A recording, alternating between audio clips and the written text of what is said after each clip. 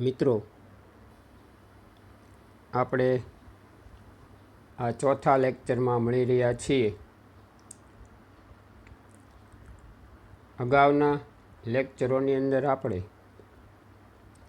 સંપત્તિનો અર્થ અને લક્ષણો જોયા હતા. પ્રોફેસર આલ્ફ્રેડ માર્શલની વ્યાખ્યા એમાં આપણે જોઈ હતી. આલ્ફ્રેડ માર્શલે સંપત્તિની વ્યાખ્યા આપતા જણાવ્યું છે કે જે વસ્તુ ઉપયોગી હોય, અછતવાળી હોય, વિનિમય પાત્ર હોય અને જેના પર વ્યક્તિગત માલિકી થઈ શકતી હોય તે સંપત્તિ છે. એમની આ વ્યાખ્યામાં એના 4 લક્ષણો આપણે જોયા હતા. એ લક્ષણો એમાં આવી ગયા છે. તો આ લક્ષણો ત્યારે આવડે કે ભાઈ આપણે વ્યાખ્યાની સ્પષ્ટ રીતે જો વ્યવસ્થિત પાકી કરી હોય તો આપણને એના લક્ષણો ઝડપથી આવડશે. એટલા માટે વ્યાખ્યા એ ખૂબ જ મહત્ત્વની છે અને એમથી પણ વ્યાખ્યા આ લોકો મોટાભાગે બધા પાઠમાંથી પૂછે જ છે. એટલે વ્યાખ્યા વ્યવસ્થિત પાકી કરવાની, એમાં કોઈ પણ પ્રકારની ભૂલ ન થાય એનું ખાસ ધ્યાન રાખવાનું હોય છે. તો અહીંયા ફરીવાર એકવાર રિપીટ જુઓ તો કે જે વસ્તુઓ ઉપયોગી હોય, અછતવાળી હોય, વિનિમય પાત્ર હોય અને જેના પર વ્યક્તિગત માલિકી થઈ શકે એ સંપત્તિ. તો એનું પહેલું લક્ષણ વ્યાખ્યા આધારિત જોઈએ તો ઉપયોગિતાનો ગુણ. હવે આપણી બધી જ જરૂરિયાતો સંતોષવા આપણે વસ્તુઓ અને સેવાનો ઉપયોગ કરીએ. તો જે માનવ જરૂરિયાત સંતોષવાનો ગુણ ધરાવતી હોય તો એવો ગુણ એ ઉપયોગિતાનો ગુણ ગણવામાં આવે છે. વાહનો, ફર્નિચર, આપણા ઘરેણાઓ છે, આપણું મકાન છે, એ બધું આપણી જરૂરિયાતો સંતોષે એટલે કે તેમાં ઉપયોગિતાનો ગુણ છે, માટે આપણી સંપત્તિ છે. બીજું કે એની અંદર ટકાઉપણાનો પણ ગુણ છે, એટલે કે આપણે એને લાંબા સમય સુધી ઉપયોગમાં લઈ શકીએ છીએ. બીજું એનું મહત્ત્વનું લક્ષણ છે અછત હોવી જોઈએ. અછત એટલે ઘટ, આપણે કહીએ ને ઓછી વસ્તુ થઈ. ઘણીવાર જમણવારમાં આપણે કહીએ ને કે ભાઈ ઘટ્યું, કારણ કે ધાર્યા કરતાં માણસો વધી ગયા, રસોઈ ઓછી થઈ, તો એ અછત. તો અહીંયા સંપત્તિ અછત ધરાવતી વસ્તુ છે. એમાં ઉપયોગિતાનો ગુણ તો છે જ, ઉપરાંત એની અછત હોય એવી વસ્તુ છે. અને જે વસ્તુની અછત હોય તેમાં જ વિનિમય મૂલ્ય હોય. અછત ન હોય એમાં વિનિમય મૂલ્ય હોતું નથી. માનો કે સર્વસુલભ વસ્તુઓ છે, જેવી કે હવા, સૂર્યપ્રકાશ, તો એની અંદર આપણે જોયું હતું કે ભાઈ આવી સર્વસુલભ વસ્તુઓનું કોઈ મૂલ્ય હોતું નથી. મફતમાં મળે, જોઈએ ત્યારે, જોઈએ એટલા પ્રમાણમાં એ પ્રાપ્ય છે. તો એને આપણે સંપત્તિ ગણતા નથી, કારણ કે એનો વિનિમય થાય. હવા નહીં વેચી શકાય, સૂર્યપ્રકાશનું વેચાણ નહીં થાય અને એની અછત પણ નથી, એટલા માટે એ સંપત્તિ ગણાતી નથી. પણ આપણા સોના ચાંદીના ઘરેણાં, મકાન, બરાબર, આ બધી કિંમતી ધાતુઓ, જમીન, આ બધાની અછત છે, એટલે આપણે એને સંપત્તિ ગણીએ છીએ. તો એનું આ બીજું મહત્ત્વનું લક્ષણ થયું. એમાં એને કહેવામાં આવ્યું એ અછતવાળી હોવી જોઈએ. તો આ રીતે જેની અછત છે એ આપણી સંપત્તિ છે, કારણ કે એમાં વિનિમય મૂલ્ય છે. આપણે એનું નાણાકીય મૂલ્ય ચૂકવવું પડે છે. જમીન ખરીદીએ તો આપણે જમીનની કિંમત ચૂકવવી પડે, મકાન ખરીદીએ તો મકાનની કિંમત ચૂકવવી પડશે, સોના ચાંદી જેવા ઘરેણાં ખરીદીએ તો એની પણ આપણે કિંમત ચૂકવવી પડશે. એટલા માટે કહી શકીએ કે તેમાં વિનિમય મૂલ્ય હોય છે. તો આવી અછત ધરાવતી વસ્તુઓ વિનિમય પાત્ર છે અને વિનિમય મૂલ્ય છે, માટે સંપત્તિ છે. ત્રીજી મહત્ત્વની બાબત આપણે જોઈ ગયા હતા કે ભાઈ ભૌતિક કે બાહ્ય સ્વરૂપ ધરાવે છે. એટલે કે આપણે ભૌતિક બાબત કોને કીધી આગળ વસ્તુના પ્રકારોમાં જોઈ ગયા કે જેને આપણે અડી શકીએ, હેરવી ફેરવી શકીએ, ખસેડી શકીએ, સ્પર્શી શકીએ, તો એ બધી ભૌતિક બાબતો છે. ખુરશી છે, ટેબલ છે, આપણા રસોઈના વાહનો, આપણું મકાન, બરાબર, રસોઈના વાસણો, તો આ બધું શું છે? તો એ ભૌતિક બાબત ધરાવતી વસ્તુઓ છે જેને આપણે જોઈ શકીએ, અડી શકીએ અને હેરવી ફેરવી શકીએ. તો એ આપણી સંપત્તિ છે. પરંતુ આપણામાં રહેલું જ્ઞાન, આપણી સમજણ, આપણને આવડતી કળાઓ, એનો વિનિમય થઈ શકતો નથી. કોઈ પેન્ટર છે, સરસ મજાના ચિત્ર દોરતો હોય તો એની પાસે એની કળા છે, એ આપણને વેચી ન શકે. ચિત્ર વેચી શકે, એની કળા વેચી શકતો નથી. કોઈ સારો એવો લેખક છે તો આપણને એના પુસ્તકો મળે, પણ એના વિચારો આપણને એના પુસ્તકમાંથી જાણવા મળે. વિચાર આપણને એની રીતે એમ કહીને કે આ મારું મગજ લઈ જાઓ ને એમાંથી તમારે જે થાય એ શીખો. તો એવું તો કોઈ વસ્તુ નથી, કારણ કે એ આપણો અને એ વ્યક્તિનો કેવો ગુણ છે? આંતરિક ગુણ છે. એટલે આપણે એને સ્પર્શી શકતા નથી કે જોઈ શકતા નથી, એટલે એને આપણે સંપત્તિ તરીકે સ્વીકારી શકીએ નહીં. અહીંયા આ બાબત એવી છે કે ભાઈ વિચારો એનો સમૂહ છે, એ સંપત્તિ છે. કારણ કે વિચારોનો સમૂહ પુસ્તક સ્વરૂપે પ્રગટ થયો તો એ પુસ્તક શું છે? એના વિચારોનો સમૂહ છે. તો એને વેચીને એ પૈસા મેળવી શકશે, એટલે એને આપણે સંપત્તિ કરીએ. પણ વિચારવાની શક્તિ એ સંપત્તિ નથી, કારણ કે એનું હસ્તાંતરણ થઈ શકે નહીં. વૈજ્ઞાનિકો અત્યારે કોરોનાની રસીઓ અને દવાઓ શોધે છે. તો એની શોધ થાય ત્યાર પછી દવાના સ્વરૂપે આવે તો એની માલિકી પેટન્ટ હકથી મેળવી શકે કે ભાઈ આ પેટન્ટ હક મારો છે, આવી વસ્તુ કોઈ બહાર પાડી શકે નહીં, તો એ એની સંપત્તિ છે. પણ અત્યારે જે વિચારતા હશે એ એની સંપત્તિ ગણાતી નથી, કારણ કે એની અંદર તમે જોશો તો એ વિચારો એમને એમ કોઈને આપી શકવા નથી કે અલે ભાઈ આ મારા વિચાર છે, આ મારા મગજમાંથી લઈ જા. તો એની હેરફેર, એનું હસ્તાંતરણ થઈ શકતું નથી, કારણ કે એની શક્તિ વિચારવાની છે. સારું વિચારી શકીએ, ઊંચું વિચારી શકીએ, ઘણા ખોટું વિચારી શકીએ, તો એ બધી એની વ્યક્તિગત બાબત થઈ, એનું હસ્તાંતરણ થઈ શકતું નથી. માટે આપણે એને શું કહીએ? એ આપણી સંપત્તિ નથી. ત્યાર પછી વિનિમય પાત્રતાનો ગુણ હોવો જોઈએ. તો આવી વસ્તુઓ વિનિમય પાત્ર હોવી જોઈએ. વિનિમય પાત્ર હોય તો એવી વસ્તુઓ ભવિષ્યની આપણી જરૂરિયાત સંતોષી શકે છે. માનો કે મકાન છે, અત્યારે આપણી પાસે માલિકીનું મકાન છે, ભવિષ્યમાં આપણે પૈસાની જરૂરિયાત ઊભી થાય તો આવું મકાન આપણું વેચીને આપણે આપણી જરૂરિયાત સંતોષી શકીએ. તો એટલા માટે કહેવાય કે આ ભવિષ્યની જરૂરિયાત પણ સંતોષી શકે, એને આપણે સંપત્તિ કહેશું.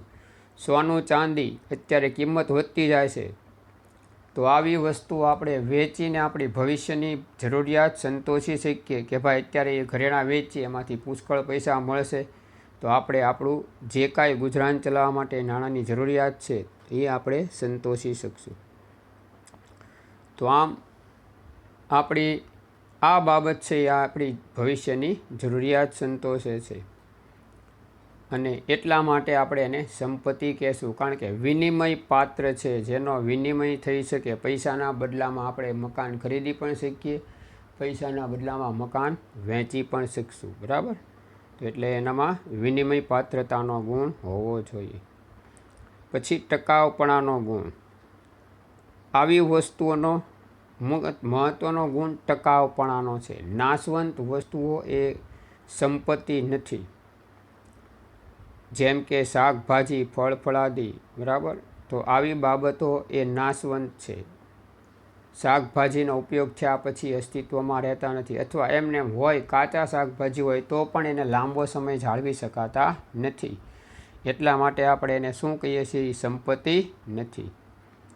પણ જેમાં ટકાઉપણાનો ગુણ છે એ દરેક બાબતોને આપણે સંપત્તિ કહેશું. આપણી પાસે આપણી જમીન, માલિકીની જમીન છે, આપણું મકાન, પછી અત્યારે બધા શેર ડિબેન્ચર જેવી જામીનગીરીઓમાં રોકાણ કરે છે તો એ એની સંપત્તિ છે, કારણ કે વર્ષો સુધી અસ્તિત્વમાં રહી શકે છે. આમાં ઘણાના મકાન એવા હોય છે વર્ષો પહેલાં બનાવેલા હોય છે, 50-50, 70-70, 60-60 વર્ષ જૂના મકાનો છે. તો એ ટકાઉપણાનો ગુણ ધરાવે છે. ઘણા વાહનો પણ એવા હોય છે જે ટકાઉપણાનો ગુણ ધરાવે છે, એ આપણી સંપત્તિ છે. હાલમાં કોલ્ડ સ્ટોરેજની વ્યવસ્થા અસ્તિત્વમાં આવી, શીતાગારની વ્યવસ્થા કહેવાય. તો એની અંદર આપણે બટેટા છે, ટમેટાં છે, ફ્રૂટ છે, એ બધું રાખવામાં આવે છે. એટલે એનું આયુષ્ય વધ્યું પહેલાં કરતાં. દૂરથી આવતા સફરજનો 12 માસ મળે છે, અમુક ફ્રૂટ 12 માસ મળે છે. તો એ કોલ્ડ સ્ટોરેજમાં રાખવામાં આવે છે એટલે એને આપણે ગમે ત્યારે મેળવી શકીએ છીએ. એ પણ બધી વસ્તુ એવી છે કે લાંબો સમય એની ગુણવત્તા જળવાતી નથી, એટલે સંપત્તિ તરીકે એને માન્ય ગણવી એવું અત્યારે એક બાબત અસ્તિત્વમાં આવી છે. પરંતુ હજી એને આપણે સંપત્તિ તરીકે સ્વીકારી નથી. કોલ્ડ સ્ટોરેજની વ્યવસ્થા છે, પણ એ છતાં પણ આવી વસ્તુઓ લાંબો સમય ટકી શકતી નથી. તો આમ ટકાઉપણાનો ગુણ ધરાવે એ તમામ બાબતોને આપણે સંપત્તિ તરીકે ઓળખીએ છીએ. હવે આપણે જોઈએ કે ભાઈ સંપત્તિના પ્રકારો. એના મુખ્ય 2 પ્રકારો છે. પહેલું વ્યક્તિગત સંપત્તિ અને બીજું સામાજિક સંપત્તિ.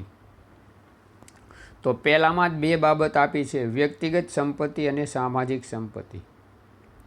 જે સંપત્તિની માલિકી અને વપરાશ ખાનગી અથવા વ્યક્તિગત ધોરણે હોય તે વ્યક્તિગત સંપત્તિ. આપણે આગળ જોઈ ગયા હતા વસ્તુના પ્રકારમાં કે ભાઈ આપણી પોતાની માલિકીનું વાહન, આપણી પોતાની માલિકીના ઘરેણાં છે, આપણી પોતાની માલિકીનું વાહન છે, તો એ આપણી વ્યક્તિગત સંપત્તિ છે, જેના વપરાશ પર અને એના નિર્ણય પર હંમેશા આપણો અંકુશ હોય છે, કારણ કે એ બાબતમાં આપણો વ્યક્તિગત નિર્ણય હોય છે, આપણે કોઈને પૂછવાનું હોતું નથી.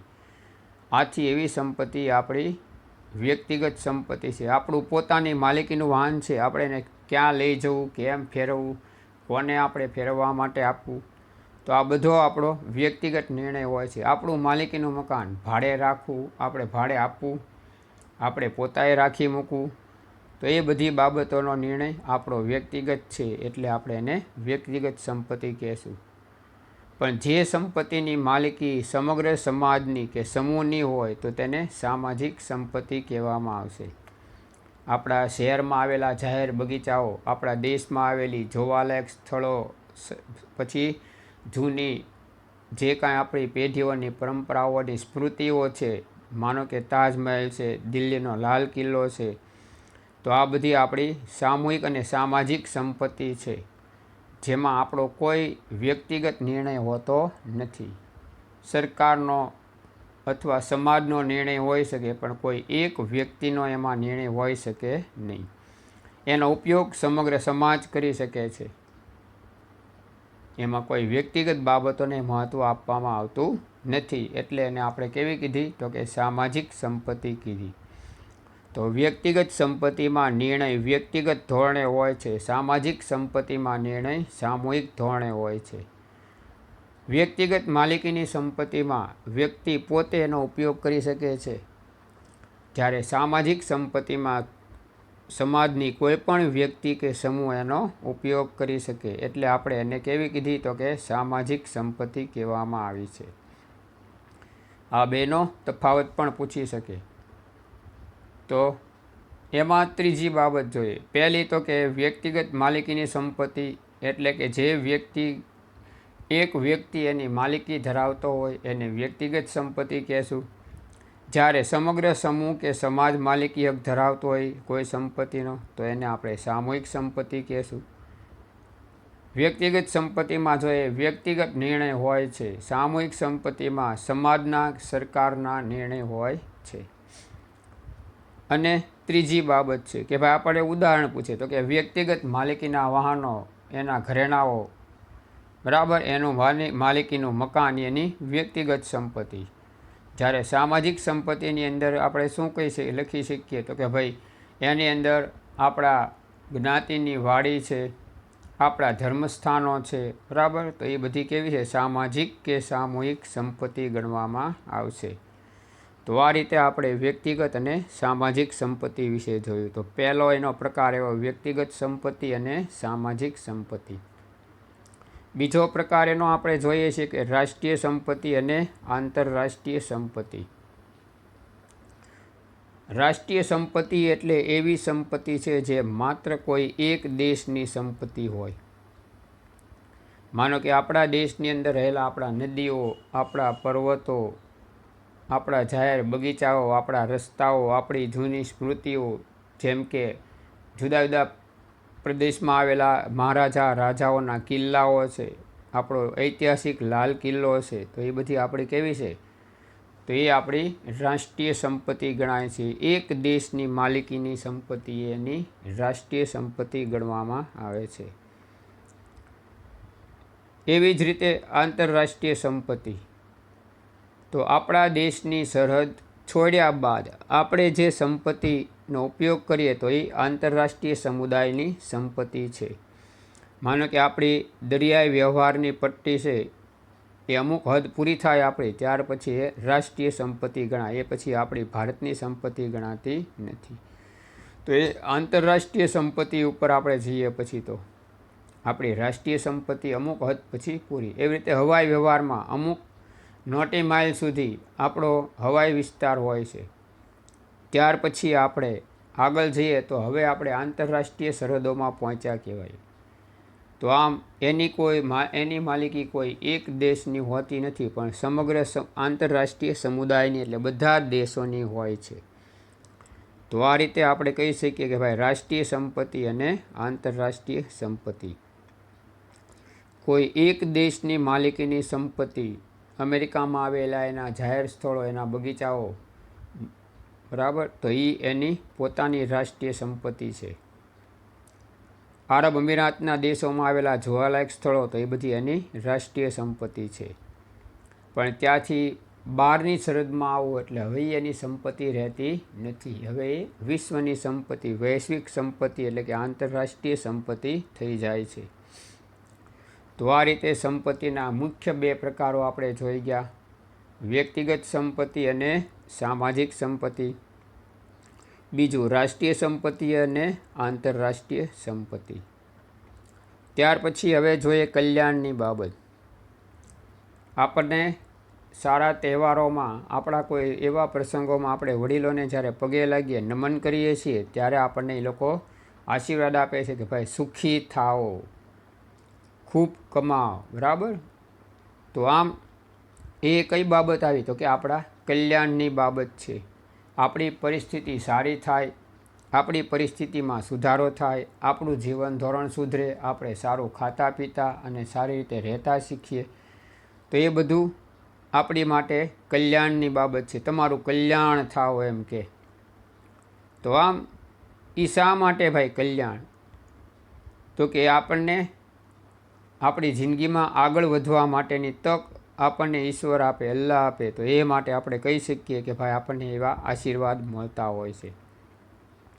અર્થશાસ્ત્રની પરિભાષામાં કલ્યાણ એટલે એવી બાબત છે કે ભાઈ જેમાં આપણા ભૌતિક જીવન ધોરણમાં સુધારો થાય અને આપણી સારી સ્થિતિનું નિર્માણ થાય. એટલે અહીંયા આર્થિક બાબતો હારે જોડાયેલી છે કલ્યાણની બાબત.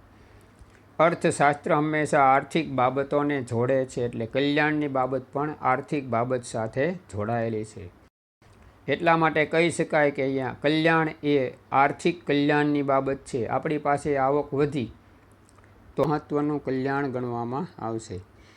કારણ કે સમગ્ર સમાજનો, સમગ્ર સમૂહનો વિકાસ થયો, સમગ્ર દેશનો વિકાસ થયો, તો સમજવાનું કે એ દેશ પ્રગતિ પામશે. પરંતુ જો સામૂહિક કલ્યાણ ન થાય તો એ દેશમાં કોઈ સંજોગોમાં પ્રગતિ આવી શકશે નહીં. કારણ કે દેશનો અમુક વર્ગ ધનિક છે, અમુક વર્ગ ગરીબ છે. તો અહીંયા કલ્યાણની બાબત કોની સાથે સંકળાયેલી છે? તો કે આવક આપણી વધે છે આપણા દેશની, એ મહત્ત્વ નથી, પરંતુ આપણા દેશની આવકની વહેંચણી કેવી રીતે અને કોની વચ્ચે કેટલી થાય છે એ બાબત મહત્ત્વની રહેલી છે.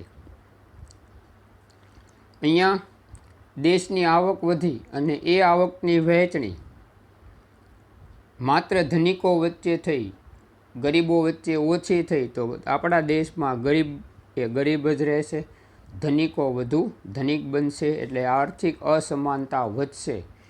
એટલે સમાજનો એક વર્ગ અતિ ગરીબ અને એક વર્ગ અતિ ધનિક હશે. તો આવા સંજોગોમાં આવી પરિસ્થિતિ ન થાય એટલે સમગ્ર સમાજનું કલ્યાણ થાય એવા પ્રયત્નો કરવા પડે છે. તો આને આપણે કહેશું એ સામૂહિક કલ્યાણ, અને સામૂહિક કલ્યાણ જ દરેક દેશ માટે મહત્ત્વની બાબત બને છે. તો આમ આપણા દેશમાંથી ગરીબી, નિરક્ષરતા એવા બધા જે કાંઈ પરિબળો છે એને દૂર કરવા હોય તો સામૂહિક કલ્યાણ એની માટે મહત્ત્વનો છે. તો આમ સામૂહિક કલ્યાણ એની અંદર આર્થિક પરિસ્થિતિ કેવી હોવી જોઈએ? તો કે આવકની વહેંચણી યોગ્ય અને ન્યાયી હોવી જોઈએ. અહીંયા આપણામાં ગુણાત્મક પરિવર્તનો આવશે. કેવા? તો કે આપણી રહેણી કહેણી, વિચારસરણી, આપણું જીવન ધોરણ એ બધામાં સુધારા થશે, કારણ આપણું આર્થિક કલ્યાણ થયું છે. તો આમ આ ગુણાત્મક પરિવર્તનો સાથે પણ સંકળાયેલ પરિબળમાં આવે છે. તો આમ કલ્યાણને આર્થિક વિકાસ અને આર્થિક વૃદ્ધિ બંને સાથે સંબંધ છે, પરંતુ આર્થિક વૃદ્ધિ કરતાં આર્થિક વિકાસ સાથે વધુ સંબંધ છે, કારણ કે કોઈપણ વ્યક્તિનો વિકાસ ત્યારે જ શક્ય બને કે જ્યારે એને આર્થિક કલ્યાણની દિશા પ્રાપ્ત થાય.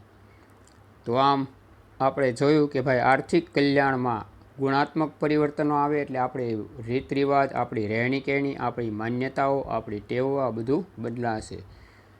તો આ રીતે આપણે એને એ રીતે ધ્યાનમાં લીધું કે ભાઈ સામૂહિક કલ્યાણ જ મહત્ત્વની બાબત છે. સામૂહિક કલ્યાણ થશે તો એની અંદર વ્યક્તિગત કલ્યાણ થયેલું હશે, પરંતુ જો વ્યક્તિગત કલ્યાણ હશે તો સામૂહિક કલ્યાણ થતાં ઘણો સમય લાગશે, કારણ કે ધનિકો છે એની આવક વધી ગઈ તો એનાથી કોઈ લાભ ગરીબોને ઝાઝો થવાનો નથી, પરંતુ ગરીબોની ગરીબી ધીમે ધીમે દૂર થવા માંડી, એમની આવક વધી તો એની ખરીદ શક્તિ વધશે, એની માંગ વધશે, પરિણામે નવા ઉદ્યોગો સ્થપાશે, વળી પાછી રોજગારી વધશે, વળી રોજગારી વધતા વળી ગરીબોની આવક વધશે. આ ચક્ર છે ધીમે ધીમે વધતું જશે. તો એના કારણે દેશનો વિકાસ થશે, અને દેશનો વિકાસ થતાની સાથે જ આપણા દેશની પ્રગતિ પણ ઝડપી બનશે. તો આને આપણે કહેશું કે ભાઈ એ સામૂહિક કલ્યાણની બાબત ગણવામાં આવી છે. ત્યાર પછી સંપત્તિ અને કલ્યાણ વચ્ચેનો સંબંધ. તો અહીંયા સામાન્ય રીતે વ્યક્તિની સંપત્તિમાં વધારો થાય ત્યારે તેના કલ્યાણમાં વધારો થાય, અને દેશની સંપત્તિમાં વધારો થાય ત્યારે દેશના લોકોનું કલ્યાણ થાય. પણ ઘણીવાર આ બાબત માત્ર વ્યક્તિ માટે સાચી બને, દેશ માટે સાચી બનતી નથી. હમણાં આપણે જોયું કે ભાઈ શા માટે એવું બને? તો કે આવી આવક કોઈ દેશના કોઈ અમુક સમૂહ કે જૂથ વચ્ચે વહેંચાઈ જાય, એમની વચ્ચે આપણા દેશની આવક કેન્દ્રિત થઈ જાય, તો એ કેન્દ્રિત થયેલી આવક માત્ર ધનિકો પાસે છે, ગરીબો પાસે નથી. તો એટલે ગરીબોનો કોઈ વિકાસ થશે નહીં, ધનિકોનો પુષ્કળ વિકાસ થશે. તો એને કારણે આપણા દેશમાં અસમાનતા એટલે કે આર્થિક અસમાનતામાં વધારો થશે, અને આર્થિક અસમાનતા વધે તો નૈતિક અને સામાજિક અસમાનતા વધે. નૈતિક અને સામાજિક અસમાનતા વધતા આપણા દેશમાં અનેક પ્રકારની સમસ્યા ઊભી થાય, ગરીબી, બેકારી, ભૂખમરો, બરાબર. અને એને કારણે દેશમાં ચોરી, લૂંટફાટ, અનેક પ્રકારની ગુનાહિત પ્રવૃત્તિઓ પણ પ્રવેશી જાય છે. આપણું સામાજિક અને સાંસ્કૃતિક મૂલ્ય પણ ધીમે ધીમે ઘટતું જાય છે. તો આ રીતે કહી શકાય કે આ પરિસ્થિતિ નિવારવા માટે આપણે શું કરવું પડે? તો કે ભાઈ આપણા દેશમાં સામૂહિક કલ્યાણને મહત્ત્વ આપવું પડશે, વ્યક્તિગત કલ્યાણને મહત્ત્વ આપવાનું રહેતું નથી. તો આ રીતે આપણા દેશમાં લોકોનું કલ્યાણ કરવું હોય તો શેની માટે મહત્ત્વની બાબત વિચારવી પડે? તો કે સામૂહિક કલ્યાણની, વ્યક્તિગત કલ્યાણની નહીં. કારણ કે સામૂહિક કલ્યાણમાં વ્યક્તિગત કલ્યાણ સમાયેલું છે. સમૂહનો વિકાસ થયો તો એમાં દરેક વ્યક્તિનો વિકાસ થયો હશે, પણ સમૂહનો વિકાસ નહીં થાય તો વ્યક્તિનો વિકાસ થઈ શકતો નથી. તો આ રીતે એક વ્યક્તિનો વિકાસ થયો તો ધીમે ધીમે એ સમૂહ પ્રસરશે અને એ સમૂહ ધીમે ધીમે દેશના વિકાસમાં પોતાનો ફાળો આપશે. પરંતુ સામૂહિક વિકાસ થયો તો એમાં દરેક વ્યક્તિનો વિકાસ થયો હશે તો જ એ શક્ય છે કે દેશનો વિકાસ કરી શકશે. તો આ રીતે આપણે કલ્યાણનો સીધો સંબંધ માપી શકતા નથી, કારણ કે આર્થિક નૈતિક મૂલ્યોના નિર્ણયો સંપત્તિ દ્વારા થઈ શકતા નથી. તો મિત્રો, આટલી બાબતોને ધ્યાનમાં રાખવાની સંપત્તિના પ્રકારો આપણે જોયા. વ્યક્તિગત અને સામૂહિક સંપત્તિ જોઈ ગયા, રાષ્ટ્રીય અને આંતરરાષ્ટ્રીય સંપત્તિ પણ જોઈ ગયા છીએ. બીજું, કલ્યાણ એટલે શું એ જોયું, અને સંપત્તિ અને કલ્યાણનો સંબંધ પણ એમાં આપણે જોયો છે. તો એટલી બાબતો આવતા લેક્ચરમાં ફરીવાર આપણે એકવાર રિવિઝન કરી જઈશું. ત્યાં સુધીમાં તમારે લોકોએ આના ટૂંકા પ્રશ્નો છે કે ભાઈ સંપત્તિ કોને કહેશું, કલ્યાણ કોને કહેશું, સંપત્તિ અને કલ્યાણ વચ્ચેનો સંબંધ છે, સંપત્તિના પ્રકારો છે, તો એના ટૂંકા પ્રશ્નો છે એ તમારે એકવાર લખી જવાના અને નોટમાં તૈયાર રાખવાના રહેશે. બરાબર, કારણ કે પરીક્ષામાં પૂછાવાની એમાં શક્યતાઓ હશે, એટલે આપણે એને પહોંચી વળવા માટે એટલું કરવું પડશે. બરાબર, સારું, અભ્યાસ ચાલુ રાખજો મિત્રો. બરાબર, વાંચન ચાલુ રાખજો. પછીના પીરિયડમાં ફરી મળીશું. નમસ્કાર.